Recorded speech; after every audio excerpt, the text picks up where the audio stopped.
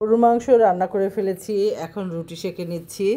আমার যে helping hand সে এসেছে, তাকে দিয়ে তাড়াতাড়ি বললাম কয়েকটা রুটি বেলে দাও, সে রুটিগুলো বেলে দিল, আমি সেঁকে নিচ্ছি।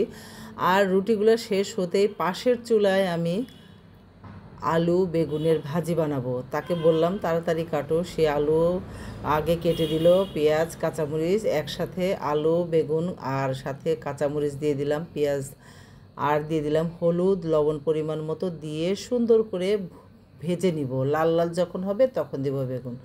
আমি এত তাড়াতাড়ি করছি যে এদিক দিয়ে রান্নাও প্রায় শেষ হয়ে গেছে। ভাত রান্না করব কি না, সাহেব এখনও ঘুম থেকে ওঠেনি, তাকে জিজ্ঞেস করব যে ভাত যদি রান্না করতে হয় তারা রান্না করে দিয়ে যাব, আর তারা যদি রান্না করে খেয়ে ফেলে তাহলে রান্না করবে।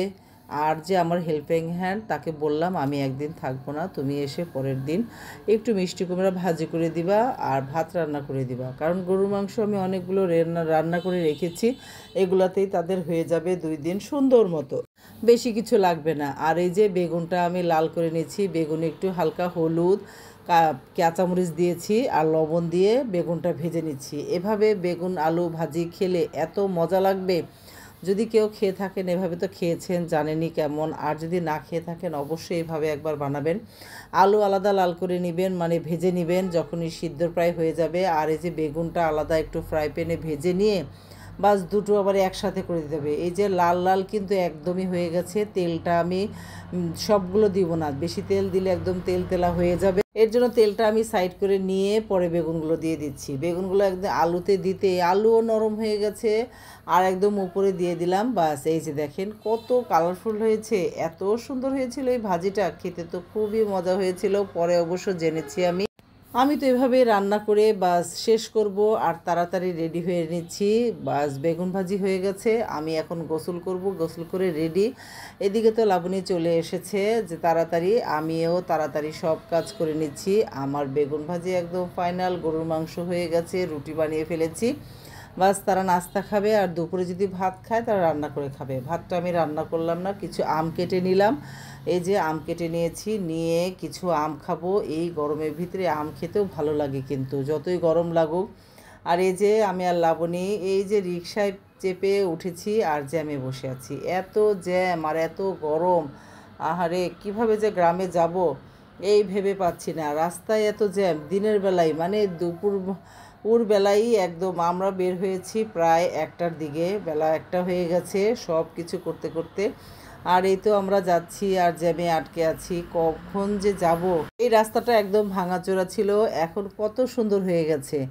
বাম সাইডের রেল লাইনের রাস্তা, আর এদিক দিয়ে রিক্সা গাড়ি সবই চলে, আর ডান দিকে হলো পুলিশদের মানে কোয়ার্টার বা অফিস আর কি, সব কিছু মিলিয়ে।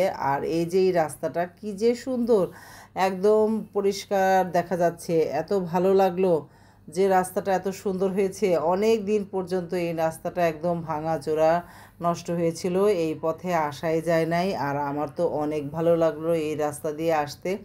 এই রাস্তা দিয়ে একদম এয়ারপোর্টের যে মুখোমুখি সেই পথটা এটা, যারা আসেন তারা তো জানেনই এই পথটা কোনটা, আর যারা জানেন না তাদেরকে বলে দিচ্ছি, এই রাস্তাটা সোজা বের হলেই একদম ডান দিকেই হলো এয়ারপোর্ট, তারপরে বাম দিকে একটু এগিয়ে গেলেই এই যে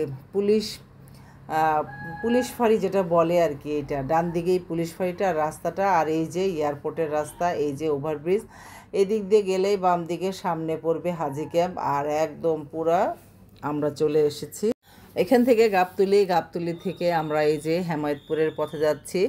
এখানে আমরা এত মানে তাড়াতাড়ি গিয়েছি, আর পুরা মিরপুর পর্যন্ত এত জ্যাম ছিল রাস্তায়। আর এই গাবতলীর পরের রাস্তাটাই একদমই জ্যাম ছাড়া, শুধু যাচ্ছি আর যাচ্ছি। আর আমরা যাব হলো হেমায়েতপুর হয়ে একদম সিঙ্গার পর্যন্ত, যে ওখানে আমরা নামবো, একটু মিষ্টির দোকান আছে সেখানে হয়তো মিষ্টি নিব বা ফল নিব, যাই নেই পরে তো আমরা নিব।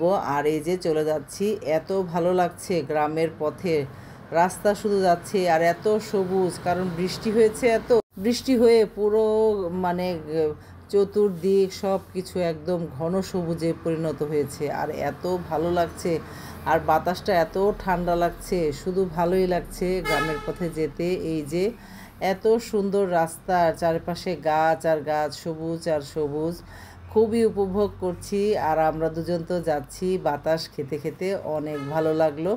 এরপরে আমরা খুব তাড়াতাড়ি চলে গিয়েছি, একদম 40 থেকে 45 মিনিটের ভিতরেই আমরা সিংগার যে মেন বাজারটা সেখানে চলে এসেছি। আর এই তো, ভালো থাকবেন সবাই। আজকে এই পর্যন্তই, আগামী দিন বাকি অংশটুকু আপনাদের সাথে অবশ্যই শেয়ার করব।